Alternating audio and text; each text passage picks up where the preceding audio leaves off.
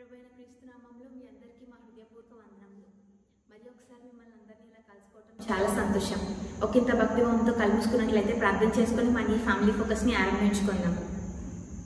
మహాగణ మహానతుని పరిశుద్ధమైన పాదములకు వందనములు, వేలాది స్తుతులు, స్తోత్రములు చెల్లించుకుంటున్నాం. యేసయ్య, ఈ ప్రీతిగని సంధానంలో మరి ఒకసారి మమ్మల్ని మేము కనపరుచుకునే భాగ్యాన్ని మాకు అనుగ్రహించినందుకు నీకే వందనములు. ఇప్పుడు మేము పాడబోయే పాటలో మీరు మాకు తోడుగా ఉండి నడిపించండి. అట్లాగే నీ దాసురాలు చెప్పబోయే మాటల్లో మీరు మాతో మాట్లాడమని, మమ్మల్ని ముందుండి నడిపించమని అడుగుతూ ఈ మనవి సద్పరిశుద్ధమని ప్రార్థిస్తున్నాం తండ్రి. ఆమేన్. అన్ని నామముల కన్నా పై నామము యేసుని నామము అనే పాట ద్వారా దేవుని నామాన్ని మహిమపరుద్దాం. అన్ని నామముల కన్నా పై నామము యేసుని నామము, ఎన్ని తరములకైనా ఘనపరచదగినది క్రీస్తు నామము. అన్ని నామముల కన్నా పై నామము యేసుని నామము, ఎన్ని తరములకైనా ఘనపరచదగినది క్రీస్తు నామము. యేసు నామము జయం జయము, సాతాను శక్తులు లయం లయము. యేసు నామము జయం జయము, సాతాను శక్తులు లయం లయము. హల్లెలూయా హోసన్నా హల్లెలూయా హల్లెలూయా ఆమేన్. హల్లెలూయా హోసన్నా హల్లెలూయా హల్లెలూయా ఆమేన్. అన్ని నామముల కన్నా పై నామము యేసుని నామము, ఎన్ని తరములకైనా ఘనపరచదగినది క్రీస్తు నామము.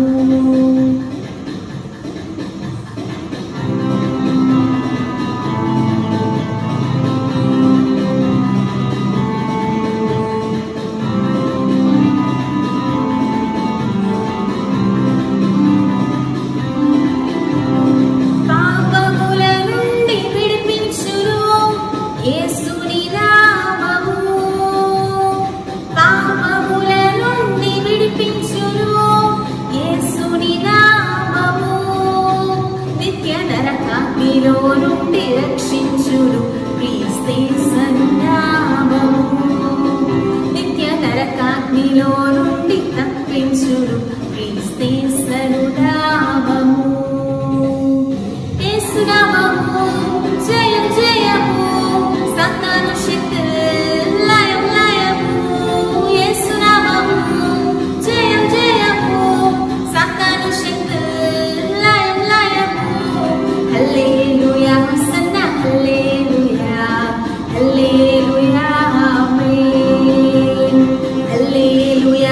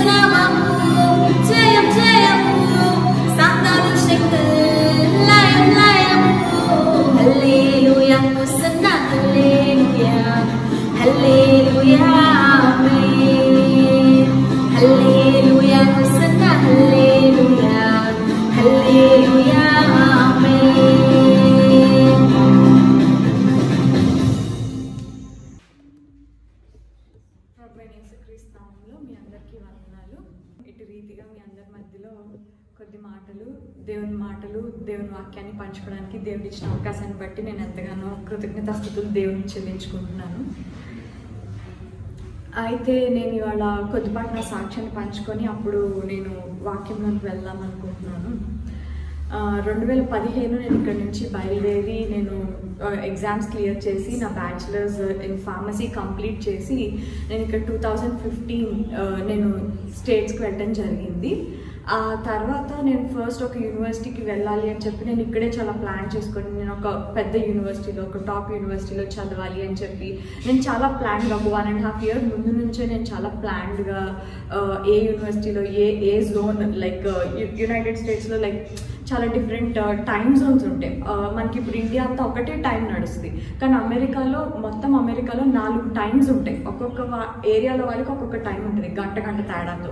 సో అట్లా ఏ వెదర్ బాగుంటుంది, ఏ ప్లేస్ బాగుంటుంది అని చెప్పి ఇట్లాంటి జియోగ్రఫికల్ లొకేషన్స్ లేదు ఎక్స్టర్నల్ ఫ్యాక్టర్స్ ఇవన్నీ చూసుకొని నేను ఒక మంచి లొకేషన్, ఆ లొకేషన్ చుట్టుపక్కల ఉన్న యూనివర్సిటీస్ ఇవన్నీ నేను వెతుక్కొని చాలా ది బెస్ట్ అనుకొని నేను ఒక యూనివర్సిటీని అనుకొని నేను అక్కడికి వెళ్ళడం జరిగింది. అక్కడికి వెళ్ళినాక అక్కడ అర్థమైంది, తర్వాత వెళ్ళినాక జస్ట్ 1 monthకి అర్థమైంది నా ప్లేస్ ఇది కాదు. ఎందుకంటే ఆ కోర్స్ కనుక నేను చేసినట్లయితే రేపు జాబ్ ప్రాస్పెక్టస్ కానీ నా ఫ్యూచర్ కానీ నాకు కెరియర్ ఉండదు, లేదు జాబ్ ఆపర్చునిటీస్ తక్కువ, ఆ స్కోప్ తక్కువ అని చెప్పి తెలియటం నేను మళ్ళీ నా మేజర్ మార్చుకోవాలి. నేను ఈ మాస్టర్స్ చేయాలనుకుని వెళ్ళిన సబ్జెక్ట్ ఒకటి, కానీ నేను అక్కడికి వెళ్ళినాక ఇంకొక సబ్జెక్ట్ మారాలి అని అనుకున్నా. కానీ అందరు చెప్తారు ఇక్కడ నుంచి వెళ్తే అక్కడ ఏదో ఒకటి యూనివర్సిటీ అంటే ఇట్లా మారిపోవచ్చు, పెద్ద విషయం కాదు. కాలేజ్ ఎట్లయితే ఇండియాలో మనం మారుతామో, ఈ కాలేజ్ నచ్చకపోతే ఇంకో కాలేజ్, అట్లానే అక్కడ యూనివర్సిటీ కూడా ఈ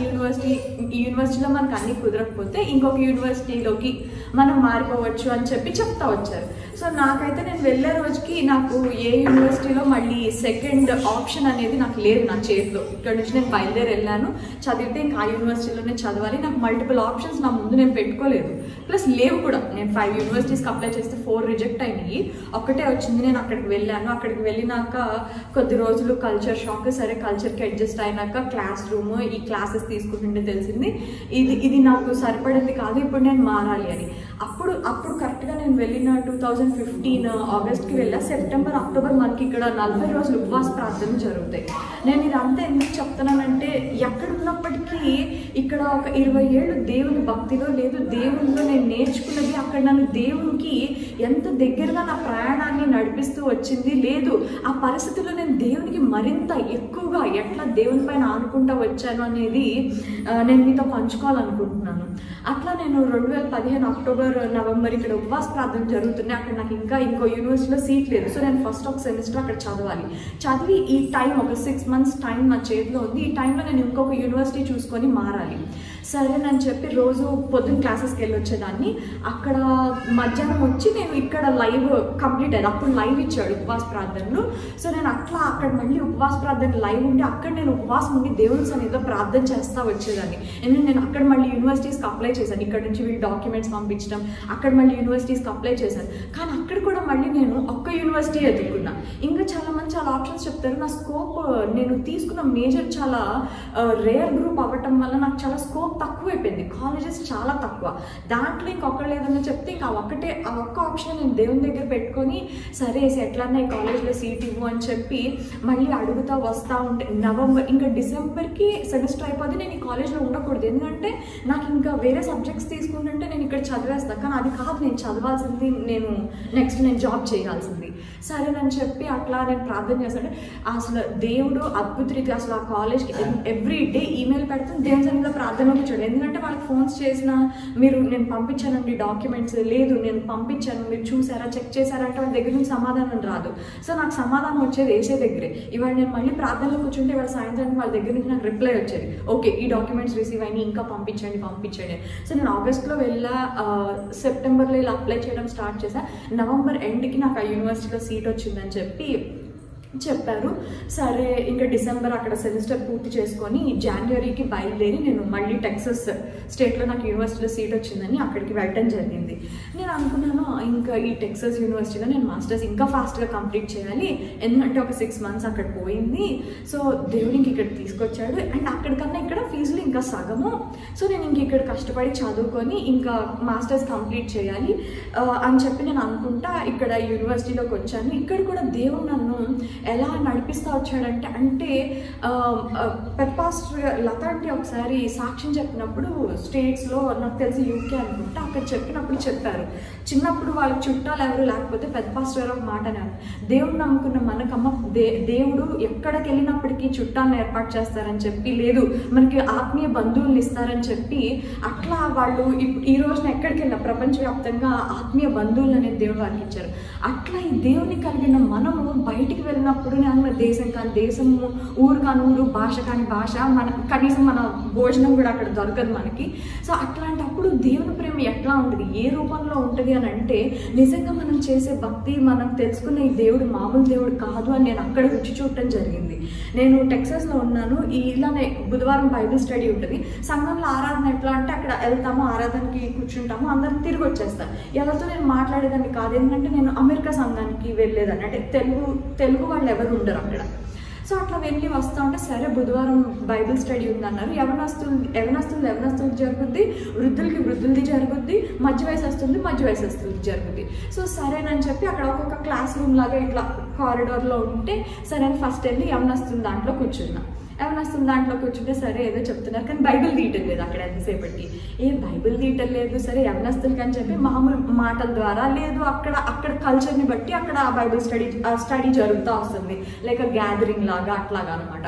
సో ఓకే ఈ వారం కూర్చున్నాను, యవనస్తులు బైబిల్ స్టడీలో కూర్చున్నా. ఇంకా సరే ఇక్కడ ఏం వాక్యం చెప్పట్లేదు, ఇంకేమైనా పక్క క్లాస్ రూమ్లో ఇంకేమైనా చెప్తున్నారేమోనని చెప్పి పక్క క్లాస్ రూమ్కి వెళ్తే ఇలానే బోర్డు మీద మార్కు సువార్త గురించి అధ్యయనం గురించి హెడ్డింగ్ పెట్టి మొత్తం వృద్ధులు అంటే వాళ్ళ ఉద్దేశంలో 50 years అబవ్ వాళ్ళు, 70 to 80 years 90 years వాళ్ళు ఆ రూమ్లో కూర్చొని ఉన్నారు. అప్పుడు నాకు తెలియదు ఇట్లా వేరు ఉంటే నేను దానికి వెళ్ళకూడదు అని. సరే ఇక్కడ ఏదో మార్క్స్ వార్త అని బోర్డు క్లాస్ రూమ్ బయట పెట్టారు, సరే వెళ్ళి ఇక్కడ కూర్చుంటే కాసేపు బైబిల్ స్టడీ చేసుకుందాం అని చెప్పి వెళ్ళి కూర్చుంటే అక్కడ నేను ఒక్కదాన్నే, నేను వెళ్ళి అలా కూర్చుంటే వాళ్ళందరూ ఇట్లా చుట్టం మొదలు పెట్టారు. ఎందుకంటే వాళ్ళందరూ 50 ఏళ్ళు పైవాళ్ళు, వాళ్ళందరి మధ్యలోకి నేను వెళ్ళటం చూసి ఆశ్చర్యపోయారు. సరే క్లాస్ అయిపోయినాక అందరూ ఇంకా బెల్లం చుట్టూ చీమలు చేరినట్టు వచ్చేసారు అనమాట. అది దానితో నేను ఇండియా బట్టలు వేసుకొని ఇట్లా వెళ్ళేసరికి ఎవరు నువ్వు, ఎక్కడి నుంచి వచ్చావు, ఏంటి మీది ఏ కంట్రీ, ఏంటి ఇండియా నుంచి క్రిస్టియన్ అమ్మాయి అంటే ఇండియా అంటే ఒక హైందవ దేశంగా వాళ్ళు అక్కడ అనుకుంటున్నప్పటికీ వాళ్ళు వచ్చి ఇండియా నుంచి ఒక దేవుడిని తెలుసుకున్న వ్యక్తి అనేసరికి వాళ్ళకి మరింత ఆశ్చర్యానికి గురి చేసింది.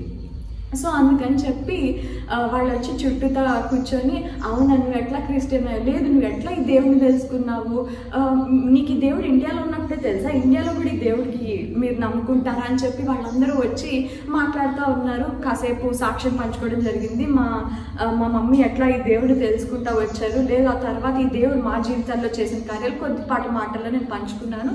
అయిపోయింది, అక్కడి నుంచి వెళ్ళిపోయి అట్లా బుధవారం నేను అట్లా వెళ్ళటం, అట్లా వాళ్ళతో అక్కడ ఫెలోషిప్, అది కాలక్రమేణా ఎంతగా ఆత్మీయ అనుబంధం అనేది ముందుకు వెళ్తా వచ్చిందంటే, శనివారం మనకి ఇక్కడ భారతదేశంలో జరిగే లైవ్ ఆరాధన వాళ్ళ ఇంట్లో నన్ను తీసుకెళ్ళి, అక్కడ శనివారం సాయంత్రం పూట అనమాట, అక్కడ మన ఆదివారం పొద్దున అయిపోద్ది కాబట్టి లైవ్ వస్తుంది. సో వాళ్ళ ఇంట్లో వెళ్ళి కూర్చోపెట్టి మన మినిస్ట్రీస్ అన్నిటి గురించి చెప్పి అక్కడ నేను లైవ్ చూపించి వాళ్ళకి నేను అక్కడ తర్జుమా చేసేదాన్ని, అన్ని ట్రాన్స్లేట్ చేసేదాన్ని.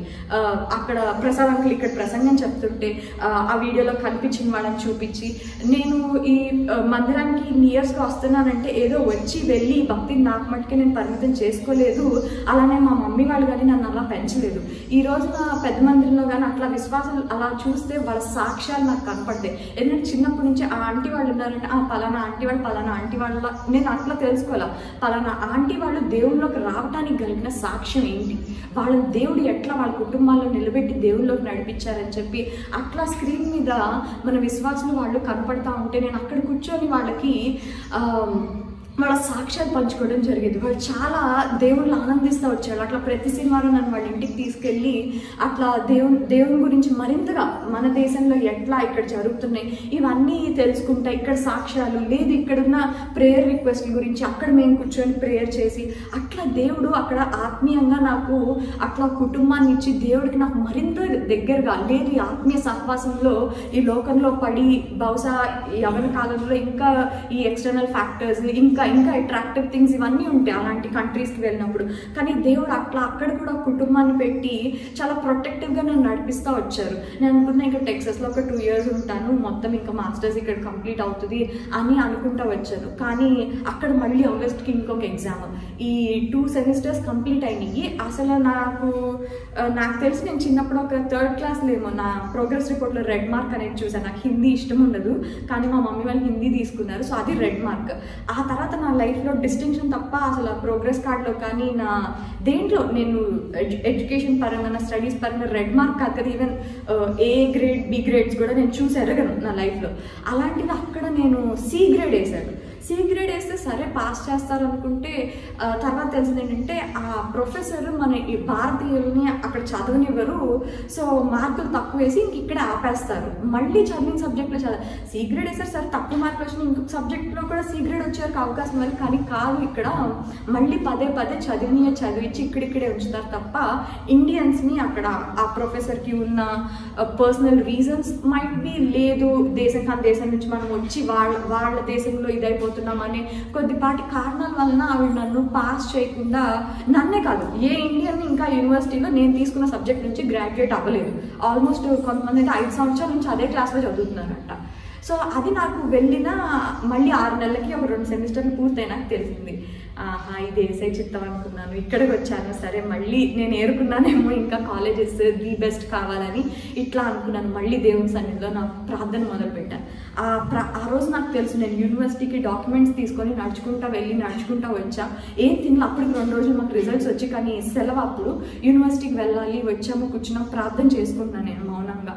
ఏంటి నాయనా ఏంటి ఇంత దూరం తీసుకొచ్చావు, నీకు పరిస్థితి తెలుసు, ప్రతిదీ నాకేమీ not born with golden spoon ఆ సిల్వర్ స్పూన్ లేదు. మా మమ్మీ వాళ్ళు ఇక్కడ ఏదో అకౌంట్లో డబ్బులు వేసేస్తే నేను అక్కడ ఉండి ఒక లావిష్ లైఫ్ స్టైల్ కాదు నాది. అలానే కష్టపడి జాబ్ చేద్దామంటే అక్కడ అంత ఆపర్చునిటీస్ లేవు. నేను జాబ్ చేసి నేను ఇండిపెండెంట్గా లేదు, సెల్ఫ్ సఫిషియెంట్గా కూడా నేను లేను.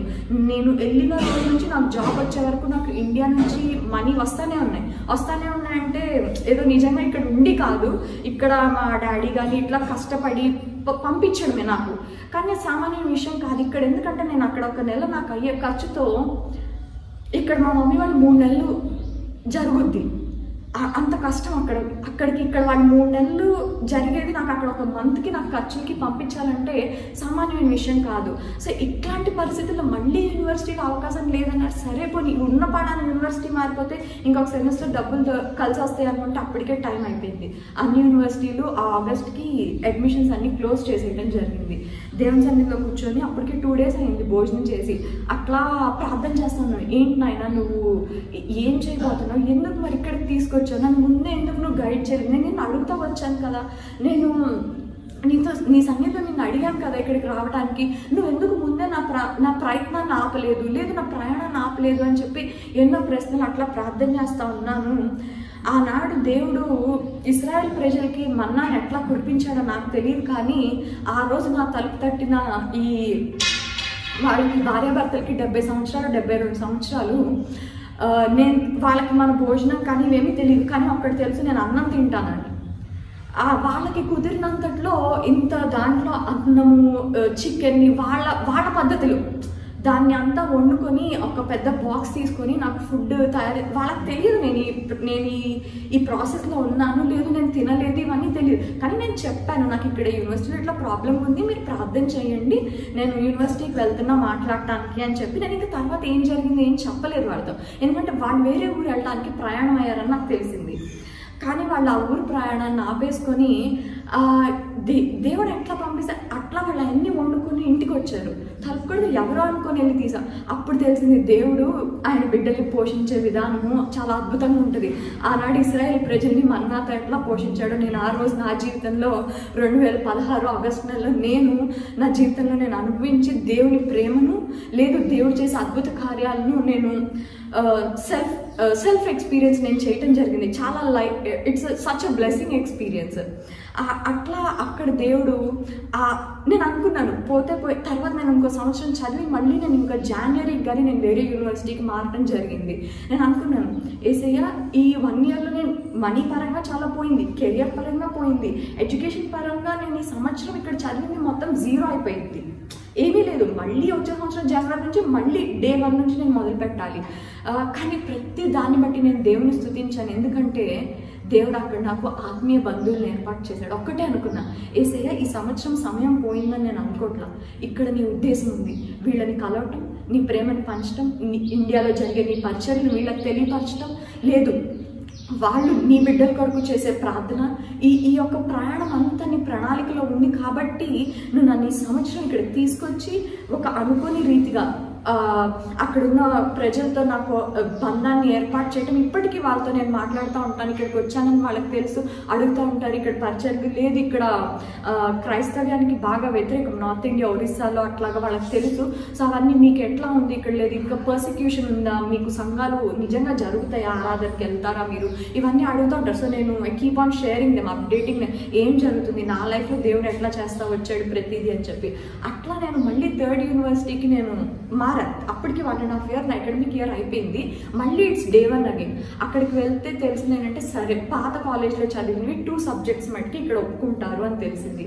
సరే నేను ప్రార్థన చేసి మళ్ళీ దేవుని దగ్గర ప్రార్థన చేస్తే అద్భుత రీతిగా వాళ్ళు 2 subjects కాదు 3 subjects పాత యూనివర్సిటీ నుంచి ఇక్కడ యాక్సెప్ట్ చేసి ఇంకా 9 subjects చదివి నేను 1 yearలో నేను మాస్టర్స్ కంప్లీట్ చేయడానికి దేవుడు అక్కడ నాకు సహాయం చేశారు. నేను అనుకున్నాను ఏంటి నాయన ఒక చోటకి తీసుకొచ్చు, అట్లీస్ట్ 2వ చోటైనా నువ్వు నాకు పని పూర్తి చేయాలి. అంటే నా పని అంటే నేను వెళ్ళింది ఫస్ట్ చదువుకోవడానికి, అది అవ్వాలి కదా అని. అప్పుడు అనిపిస్తుంది దేవుడు మన ప్రయాణం మనం అనుకుంటాం ఇక్కడ మొదలుపెట్టి ఇక్కడ అయిపోవాలి, లేదు ఈ టైం పీరియడ్స్ మనం పెట్టుకుంటాం, కానీ దేవుడు సమయం మనకి తెలీదు. నేను ఈ ప్రయాణం అంతట్లో నేను నేర్చుకుంది ఒకటే, ప్రతి విషయంలోనూ దేవుని మీద ఆధారపడటం. అయితే నేను ఇవాళ మీతో పంచుకోవాల్సి అనుకుంటున్న విషయం ఏంటంటే దానియేలు గ్రంథం 6వ అధ్యాయం 10వ వచనం కనుక మనం చూసినట్లయితే, ఇట్టి శాసనము సంతకము చేయబడినని దానియేలు తెలుసుకొనెను. అతడు తన ఇంటికి వెళ్ళి యథాప్రకారముగా అనుదినము 3 మారు మోకాళ్ళుని తన ఇంటి పైగది కిటికీలు యెరూషలేము తట్టునకు తెరవబడి ఉండగా తన దేవునికి ప్రార్థన చేయొచ్చు ఆయనను స్తుతించుచూ వచ్చెను. ఇక్కడ 3 విషయాలు మనం దానియేలు చేసింది చూస్తే, ఒక శాసనం అనేది జారీ చేయబడింది అంటే వ్యతిరేకమైనది ఒక పరిస్థితి వచ్చింది, ప్రతికూల పరిస్థితి వచ్చింది. తను ఒక దేవుణ్ణి, తను ఒక భక్తి విధానాన్ని దానియేలు అక్కడ ఎంచుకొని ఉన్నాడు, కానీ పరిస్థితి ప్రతికూలంగా వచ్చింది. తను అప్పుడు ఏం చేశాడు అని మనం చూసినట్లయితే ఇక్కడ మనకి 3 points కనిపిస్తూ ఉంటాయి. తను వెళ్ళి యథావిధిగా 3 మారు మోకాళ్ళుని తను ఎట్లయితే ప్రార్థన చేస్తాడో అట్లా ప్రార్థన చేశాడు. ఫస్ట్ థింగ్, తను మోకాళ్ళు ఉన్నాడు దేవుని సన్నిధిలో. తను తగ్గించుకొని దేవుని వైపుకి తను తిప్పుకున్నాడు. ప్రతికూలత వచ్చింది, అయ్యో ఈ పరిస్థితి ఏంటి అని ఆలోచన చేయలేదు. ఇమీడియట్గా తను దేవుని సన్నిధికి వెళ్ళాడు. నేను అనుకుంటాను నేను కూడా ఒకసారి ఇంకా కొన్ని దేవుని దగ్గర ఏంటిలా ఇంకా ఏంటేసి ఇట్లాగా అని ఇట్లా కొంచెం డిలే చేస్తామేమో మన పరిస్థితిని బట్టి. లేదు క్రాస్ క్వశ్చనింగ్, లేదు ఇన్నర్ కాన్ఫ్లిక్ట్స్తో మనం దేవుని సన్నిధిలో కూర్చొని ఆలోచన చేస్తూ ఉంటాము. ఎందుకంటే ఆ పరిస్థితుల్ని మన మీద మనం తీసేసుకుంటాం, ఆ పరిస్థితుల్ని మనం ఏదో సాల్వ్ చేసేయాలి అనుకుంటాం. కానీ ఒక్కటి గుర్తుపెట్టుకోవాలి, ఏ పరిస్థితి అయినా ప్రతికూలతదైనా అనుకూలమైనదైనా మనకి ఇష్టమైనదైనా ఇష్టం లేనిదైనా మనం అనుకోనిదైనా దేవుడు మన జీవితంలోకి అనుమతించాడంటే ఒక్కటి, అనుమతించిన ఆ దేవుడే మనల్ని దాని గుండా పాస్ త్రూ చేస్తారు. సో మనం ఆలోచన చేయకూడదు, ఇమ్మీడియట్గా depend on God, kneel before God. నేను అది నేర్చుకున్నాను నా జీవితంలో. నేను అక్కడ ఉన్న 5 years నేను నేర్చుకున్నది దేవుని సన్నిధిలో ఇమ్మీడియట్గా డిపెండ్ ఆన్ గాడ్. నేను అందుకే ఒక్కోసారి నేను మేబీ ఐమ్ వీక్ అనిపిస్తుంది, అలాంటప్పుడు నేను ఇండియాకి కాల్ చేసేస్తాను. స్టార్టింగ్లో వెళ్ళినప్పుడు కాల్ చేసేసి ఏడ్చేదాన్ని, లేదు ప్రేయర్ చేయండి ఏంటి లేదు ఎవ్రీ టైం. ఇంకా నేను ఇండియాలో 2:30 అయిందా, 1:30 అయిందా, 3:30 అయిందా అని చూసుకునేదాన్ని కాదు. ఎందుకంటే ఐ నీడ్ నాకు ఒక బ్యాక్ సపోర్ట్ కలిసి నేను కాల్ చేసేదాన్ని ఇమీడియట్గా. కానీ దేవుడు తన మీద ఆధారపడటం నేర్పించినాక నేను కాల్ చేసేదాన్ని కాదు అట్లా ఆట్ టైమ్స్లో ఇండియాకి.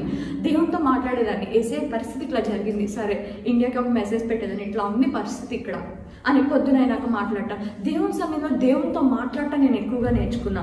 ఇక్కడ తర్వాత చూసినట్లయితే ముమ్మారు the more you depend on God. దానియేలు అక్కడ 3 times అంటే డేలో 3 times of a day he's giving time to God, he's talking to God, he's spending time with God to know what is God's plan in his life ahead. So అట్లా పదే దేవుని మీద ఆధారపడాలి అనేది నేను ఈ వాక్యంలో నేర్చుకున్నా. ఫస్ట్ థింగ్, దేవుని సన్నిధిలో మోకాళ్ళని నన్ను నేను తగ్గించుకొని దేవుని సన్నిధిలో కనుక నేను కనిపెట్టినట్టయితే దేవుడు నాతో మాట్లాడతారు. రెండోదిగా పదే రోజుకు 3 సార్లు కాదు, దావీదులో 7 సార్లు కాదు, ప్రతి పరిస్థితుల్లోనూ నిత్యము దేవుని పైన మనం పద్ధస్తమానం పదే దేవుని సన్నిధిలో కనుక ఆధారపడినట్లయితే ఈ పరిస్థితులు, ఈ ప్రతికూలతలు మనల్ని ఏమీ చేయలేవు. మన చుట్టూతో దేవుని అగ్ని లేదు, దేవుని యొక్క పరిశుద్ధాత్మ శక్తి, దేవుని యొక్క వాక్యం అనే కంచి మనల్ని కాపాడుతూ ఉన్నప్పుడు ఇవేమి మనల్ని ఏమీ చేయలేవు. అండ్ మూడోదిగా చూసినట్లయితే దావీదు ఇక్కడ ఏం చేశాడంటండి, స్తుతించుచూ వచ్చాను. ప్రతికూల పరిస్థితి కానీ స్తుతించాడు. అందుకని ప్రతి సమయం నందు, కష్ట సమయం నందు, నష్ట సమయం నందు, సంతోష సమయంలోనూ కూడా మనం దేవుణ్ణి స్తుతించుతూ ఉండాలి.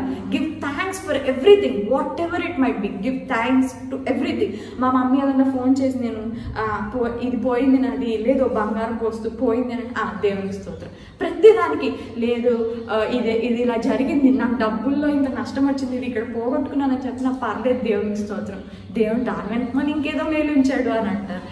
అది నేను ఇంకా నేర్చుకుంటూ వచ్చాను. ఇప్పుడు నేను దానియేలు జీవితాన్ని ముందు పెట్టుకొని చూసినట్లయితే నాకు ఈ 3 పదే కనిపిస్తున్నాయి. ఎందుకంటే దేవుని మీద the more you depend, the number of times you depend on God and give thanks, the more you give thanks, the more God has hidden for you and that will be revealed to you. అది నేను నేర్చుకుంటూ వచ్చాను. ప్రతి పరిస్థితుల్లోనూ దేవుని మీద ఆధారపడతా వచ్చాను. ఈ 5 సంవత్సరాల్లో నేను నా ప్రయాణం ఎట్లా అంటే ఈ ఆదివారం నాకు ఎక్కడ పరిస్థితి లేకపోయినా నేను ఆరాధనకి వెళ్ళాలి. అసలు నేను ఒక అడవిలో తీసుకెళ్ళి పెట్టినా గూగుల్ మ్యాప్స్ తీసి అక్కడ ఎత్తుక్కొని ఇక్కడ ఒక మందిరం ఉంది, సరే ఎవరిని నేను అడగాలి ఈ వారం. ఒక్కోసారి నేను నడిచి వెళ్ళిపోవడానికి కూడా నేను ఇష్టపడతాను. కానీ అక్కడ అమెరికా రూల్స్ ప్రకారం రోడ్డు మీద ఫుట్పాత్ లేకపోతే ఆ రోడ్డు మీద నడవకూడదు, నడిస్తే పోలీసులు వచ్చి తీసుకెళ్ళిపోతారు. అట్లా తెలియకుండా కూడా నేను మందిరానికి వెళ్ళడానికి ఒకసారి నడుచుకుంటా వెళ్ళి నాకు తెలిసింది ఆ రోడ్డు ఏమంటే ఫుట్పాత్ లేదు, నేను రోడ్డు మీద నడిచేసాను, అట్లా నడిస్తే కనుక పోలీసులు వచ్చి కారు తీసుకెళ్తారు అని. సో అట్లా నడిచి వెళ్ళడానికి కూడా లేని అవకాశాలు కొన్నిసార్లు ఉన్నప్పుడు నేను దేవుడిని అడుగుతూ వచ్చాను. నేను 3వ యూనివర్సిటీకి వెళ్ళినప్పుడు 2017 జనవరి 2వ తారీఖు 3వ తారీఖు ఫస్ట్ సండే నేను మందిరానికి వెళ్ళాలి.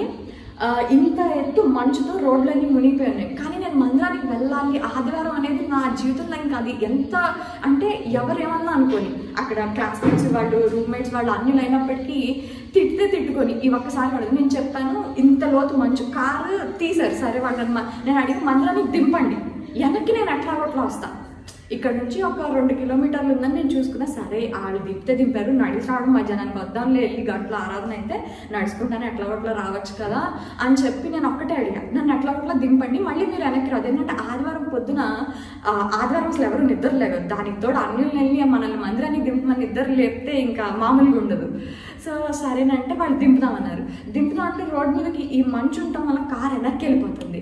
ఇంకా వాళ్ళు నన్ను ఎక్కడ తిడతారని చెప్పేసి ప్లీజ్ ఈ కారు ముందుకెళ్ళాలి, ఈ కారు ముందుకెళ్ళాలి అని చెప్పి పక్క సీట్లో కూర్చొని నేను ప్రార్థన చేస్తా ఉన్నాను. కారు ముందుకెళ్ళింది, వాళ్ళు దింపారు. ఇట్లా చూసి ఏంటి నిజంగానే రావక్కర్లేదా, వెనక్కి తీసుకెళ్ళాను. లేదు ఎట్లయినా నేను వస్తాను, రావక్కర్లేదు అని చెప్పాను. చెప్పి వెళ్ళి మందిరంలో కూర్చొని ప్రార్థన చేస్తాను. యేసయ్య తిరిగి వెళ్ళడానికి నాకు ఎవరు రారు, నాకు తెలుసు, నేను ఇక్కడ కూర్చున్నాను, సరే నీ ఆరాధన నువ్వు నాతో మాట్లాడి తిరిగి నేను ఎట్లా వెళ్తా, కానీ నీకు తెలుసు నీ బిడ్డను నడిపించి పంపించే దేవుడు నువ్వు కాదని చెప్పి నేను ప్రార్థన చేసుకొని కూర్చొని ఆరాధనలో పాటలు జరుగుతున్నాయి. వెనకమాల నుంచి నేను ఇండియా బట్టలే వేసుకుంటాను అక్కడ కూడా. సో అందుకని వెనకమాల నుంచి నన్ను వచ్చి ఒక ఫారినర్ ఇట్లా చెయ్యి ఇట్లా మీద పెట్టి తట్టి పీల్చారు. ఫుల్ ఆరాధన జరుగుతుంది, అందరూ నుంచి అందరూ అమెరికన్స్. నాకైతే కొంచెం మేరకు ఎక్కడ ఇండియన్స్ ఎవరు కనిపించలేదు. ఇండియన్స్ అంటే తెలుగు మాట్లాడేవాళ్ళు కాదు, ఏ భాషన్నా మాట్లాడతారు, మన భారతదేశం నుంచి వచ్చి ఉంటారు. సో అందుకని వచ్చి వెనకమాల నుంచి తట్టి నువ్వేమన్నా ఇండియా నుంచి హైదరాబాద్, వాళ్ళందరికీ ఒకటి హైదరాబాద్ తెలుసు, మన విజయవాడ అని తెలియదు, హైదరాబాద్ నుంచి వచ్చావమ్మా అని వాళ్ళు ఇంగ్లీష్లో అడిగారు. ఇదేంటి ఎవరైనా వచ్చి ఇట్లా అడిగితే హైదరాబాద్ కాదండి, అక్కడ ఉన్న దగ్గర ప్రదేశంలో నుంచి వచ్చానంటే సరేనని చెప్పి వెళ్ళిపోయి మళ్ళీ కాసేపటికి వచ్చారు. వచ్చి అమ్మ నువ్వేమనుకోనంటే ఇక్కడ ఇండియన్స్ ఉన్నారు, వాళ్ళ దగ్గర కూర్చుంటాను ఆరాధనలో అని చెప్తే సరేనని చెప్పి బైబిల్ పట్టుకొని ఆయన ఇంకెక్కడికో అటెక్కడికో పెద్ద సంఘం మనలాగా. సో ఇటు చివరి నేను కూర్చొని ఉంటే అటు చివరికి నన్ను లేదు తీసుకెళ్తే ఒక మలయాళీ ఫ్యామిలీ, ఇండియన్స్ అనమాట, వాళ్ళ పాప, వాళ్ళ మమ్మీ, వాళ్ళ డాడీ, పాప అంటే నా ఏజ్ వాళ్ళ అమ్మాయికి. సో వాళ్ళ మమ్మీ డాడీతో అక్కడ కూర్చొని ఆరాధన చేస్తూ ఉంటే అక్కడికి తీసుకెళ్ళి నన్ను కూర్చోబెట్టి నన్ను పరిచయం చేయడం జరిగింది. అప్పుడు నేను అనుకున్నా అదే యేసయ్య నాకు తెలుసు, నేను అడగను, నేనైతే నోరు తెరిచి నన్ను ఇంట్లో దింపమని నేను అడగను, కానీ వాళ్ళంతటి వాళ్ళు దింపేటట్టు చేసే దేవుడో కూడా నువ్వే అనుకొని నేను వాళ్ళ దగ్గర కూర్చొని కొద్దిసేపు ఇంకా ఆరాధన వాక్యం అయింది అని వాళ్ళు అడిగారు నువ్వు ఎట్లా వచ్చావు అంటే ఇట్లా మా ఫ్రెండ్ దింపారని. అంటే ఎట్లా వెళ్తా అంటే చూడాలి ఎట్లా వెళ్తానంటే అయితే ఎందుకమ్మా మేము దింపేస్తామని చెప్పి ఆ రోజు 2017 జనవరి 1వ వారం మొదలుకొని నేను డిసెంబర్ 3వ వారం వరకు నేను ఆ ఊర్లో ఉన్నాను, ఆ ఆరాధనకి వెళ్తా. ఆ రోజు వరకు ప్రతి ఆదివారం వాళ్ళు నన్ను వచ్చి ఇంటికి వచ్చి నన్ను మందిరానికి తీసుకువెళ్ళి మళ్ళీ ఆరాధన అయిపోయినాక ఇంటికి దింపేవారు. అయితే 6 నెలల వరకు వాళ్ళు నన్ను బయటికి భోజనానికి అట్లా పిలిచారు, కానీ నేను అంత ఇష్టపడేదాన్ని కాదు, ఏదో ఒక పని ఉందని చెప్పి అట్లా వెళ్తూ ఉంటే ఒకరోజు అన్నారు ఇంకా నీకు అవకాశం అంటే ఇంకా థ్యాంక్స్ గివింగ్ నీకు చుట్టాలు ఎవరు లేరు, మా ఇంటికి భోజనానికి రావాలి అని చెప్పి వాళ్ళు నాకు తీసుకెళ్ళినప్పుడు కానీ నాకు తెలియలేదు మందిరం ఇది, మా ఇల్లు ఇది, వాళ్ళ ఇల్లు ఇక్కడ. సో వాళ్ళ మందిరానికి రావటం ఇది ఈజీ, కానీ వాళ్ళు నన్ను వచ్చి ఇట్లా తీసుకొని వచ్చి నన్ను మందిరానికి తీసుకెళ్ళటం అనేది నాకు ఆ రోజు వరకు తెలియదు. వాళ్ళు వేరే రూట్లో వాళ్ళ ఇల్లు ఉందని, ఆ దేవుని సన్నిధికి నన్ను తీసుకెళ్ళాలి అని ఆ కుటుంబం చేసే ప్రయత్నం ఇంత చుట్టూ తిరిగి వచ్చి నన్ను తీసుకుని నాకు కనీసం 6 నెలల వరకు తెలియదు. అట్లా దేవుడిని నేను ఆ తర్వాత కూడా అడగల ఎట్లా రావాలి అని వాళ్ళు అనుకుంటే దేవుడు అట్లా నాకు ఏర్పాటు చేస్తూ వచ్చాడు. నేను ఒక్కటే ప్రతి సమయం అందు నేను తెలుసుకుంది ఒక్కటే, దానియేలు వలె లేదు దావీదు వలె మన ముందు ఉన్న వాళ్ళు వీళ్ళు సాక్షులు మనకి లేదు, వాళ్ళ మాదిరి మన జీవితాన్ని కట్టుకోవాలని దేవుడు మన కోసం వీళ్ళని ఇక్కడ ఏర్పాటు చేసి గొప్ప వ్యక్తులుగా మనకి పరిశుద్ధ లేఖనంలో వీళ్ళని ఉంచారు. వాళ్ళ మాదిరి మన జీవితాల్లో దేవుడి మీద ఆధారపడటం, దేవుని వాక్యాన్ని ముందు పెట్టుకొని మన జీవితాన్ని మనం జీవించడానికి దేవుడు మనకి మార్గదర్శిగా ఈ దావీదు లేదు దానియేలు లేదు యోబు ఇట్లా అబ్రహాము ఇట్లా బైబిల్లో ప్రతి ఒక్కరి జీవితంలో నుంచి మనం ఒక పాఠం నేర్చుకొని మనం ఈరోజు జీవిస్తున్న ఈ జీవితాల్లో మనం అప్లై చేసుకొని మన జీవితాన్ని ముందుకు కొనసాగించడానికి దేవుడు వీళ్ళని మనకు పెట్టాడు. అందుకని మనం ప్రతి విషయంలోనూ దేవుని సన్నిధిలో ఆధారపడి దేవుని పైన ఆనుకొని ముందుకు వెళ్ళినట్లయితే మన ప్రతి పరిస్థితి కూడా ఆయన చూసుకుంటారు. ఎందుకంటే ఈ జీవితాన్ని ఇచ్చింది ఆయన, ఈ పరిస్థితిని అనుమతించింది ఆయన, ఈ జీవితాన్ని ఎట్లా ముగించాలి లేదు ఈ పరిస్థితిని ఎట్లా అధిగమించాలి అని కూడా మనకి చెప్పేది ఆయన అయి ఉన్నాడు. ఈ మాటలు నేను ముగిస్తాను. మనం ఒకంత కళ్ళు మూసుకున్నట్లయితే ప్రార్థన చేసుకుందాం. పరిశుద్ధుడా స్తోత్రములు వందనములు చెల్లిస్తున్నాం.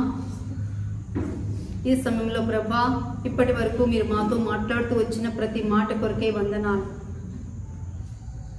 ఆరాధనలోను అలాగే సాక్ష్యంతో కూడిన వాక్యంలో ప్రభా మమ్మల్ని ఎంతగానో బలపరుస్తూ వచ్చినందుకు మీకు కృతజ్ఞతలు చెల్లించుకుంటూ ఉన్నాం. మా ఈ జీవితాల్లో మీరు సిలువలో మా కొరకు మరణించారని, మా కొరకు తండ్రి బలియాగమై మళ్ళీ పునరుద్ధానుడై తిరిగి లేచారని ప్రభా మేము తండ్రి విశ్వసిస్తూ నిన్ను స్తుతిస్తూ ఉన్నాం, మహిమపరుస్తూ ఉన్నాం. దావీదు వలె దానియేలు వలె మా జీవితాలు కూడా నాయనా మరింతగా ప్రభా నీ కొరకైన విశ్వాస సహితమైన జీవితాలు జీవించినట్లుగా కృప చూపించండి. మరి ముఖ్యంగా దానియేలు యొక్క జీవితము యవనస్తులకు ఎంతో ఛాలెంజింగ్గా ఉంటూ ఉండగా ప్రభా అటువంటి ఛాలెంజింగ్ లైఫ్ని ప్రతి ఒక్కరూ కూడా జీవించడానికి తమను తాము తండ్రి సిద్ధం చేసుకోవడానికి సహాయం దయచేయమని ప్రార్థన చేస్తూ ఉన్నాం. ఒంటరిగా ఉన్నప్పటికీ తండ్రి ఒంటరిగా చూచేవాడు నీవని, నీకు తమ జీవితాలను సమర్పితం చేసుకునే విధముగా యవ్వనస్తులను ప్రభా ప్రోత్సహించి నడిపించమని ప్రార్థన చేస్తూ ఉన్నాం. ముమ్మారు మోకాళ్ళుతో నిన్ను స్తుతిస్తూ నీ తట్టు చేతులు చాపుతూ ప్రభా నిన్ను కొనియాడేవారుగా ప్రతి ఒక్కరిని కూడా సిద్ధం చేస్తూ ఉన్నందుకు నీకు వందనాలు చెల్లిస్తూ విన్న వాక్కులు మా జీవితాల్లో ఫలింపచేసి మహిమ పొందుకొనమని మా ప్రార్థన ఆలకించేందుకు మీకే మహిమ చెల్లిస్తూ యేసు అలాగే తన వాక్య పరిచయం చేసిన తన సాక్ష్యంతో కూడిన తన పరిచయం చేసిన దాసురాలు ప్రభా మరింతగా దీవించండి, ఆశీర్వదించండి. మీ ఆలోచనలు తన బిడ్డ జీవితం ద్వారా ఏవైతే ఉన్నో వాటన్నిటినీ కూడా ప్రభా నెరవేర్చి నడిపించి మహిమ పొందుకొనమని యేసు శ్రేష్ఠ నామమున ప్రార్థిస్తూ ఉన్నాం తండ్రి. ఆమేన్. దేవుని యొక్క కృప మనందరికీ తోడై నడిపించును గాక. ఆమేన్.